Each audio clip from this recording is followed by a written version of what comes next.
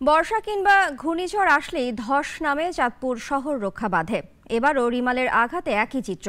এদিকে সময় যত যাচ্ছে উপকূল জুড়ে ক্ষয়ক্ষতির চিত্র আরও স্পষ্ট হয়ে উঠছে। এখনও বিদ্যুৎ বিচ্ছিন্ন অনেক এলাকা। প্রতিনিধিদের পাঠানো তথ্য ছবিতে বিস্তারিত জানাচ্ছেন সিরাজুমনি শুভ। চাঁদপুরের পুরানবাজার ও নতুন বাজার এলাকার প্রায় ৫,০০০ কোটি টাকার সম্পদ বাঁচিয়ে রেখেছে এই শহর রক্ষা বাঁধ। কিন্তু বর্ষা বা ঘূর্ণিঝড় সবসময়ই এই বাঁধ থাকে হুমকির মুখে। ঘূর্ণিঝড় রিমালের আঘাতে বাঁধের বেশ কটি স্পটে ভাঙন দেখা দিয়েছে। পুরানবাজারেরই ৮টি স্থানে ১৬৫ মিটার ব্লক দেবে গেছে। অনেকের বাড়ির মালামালও চলে গেছে নদীগর্ভে। বছর বছর বস্তা আলা, এটা তো কোনো উপকার পাই না। বাড়ি ঘর মানুষের ভাঙ্গা যাইতে আছে, বস্তা নাই, কোনো কিছু নাই। এই জায়গাটা আসতে উঠবে ডাবিয়া লিয়ে গেল গিয়া।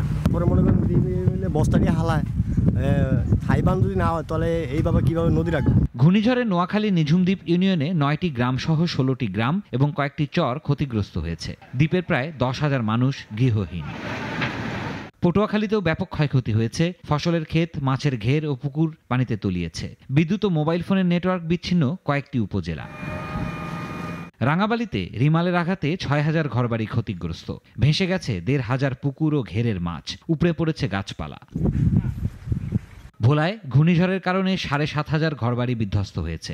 অতিজোয়ারে ক্ষতিগ্রস্ত ২০ গ্রামের মানুষ। এখনও বিদ্যুৎ বিচ্ছিন্ন অনেক এলাকা। বাগেরহাটে ক্ষতিগ্রস্ত ৪৫,০০০-এর বেশি বাড়িঘর। জলোচ্ছ্বাসে বৃদ্ধি পাওয়া পানি এখনও নামেনি। সিরাজুমনি শুভ, নাগরিক। ওয়ালটন এয়ার কন্ডিশনার এক্সচেঞ্জ অফারে স্প্লিট এসিতে ২৩,০০০ টাকা পর্যন্ত নিশ্চিত ছাড়।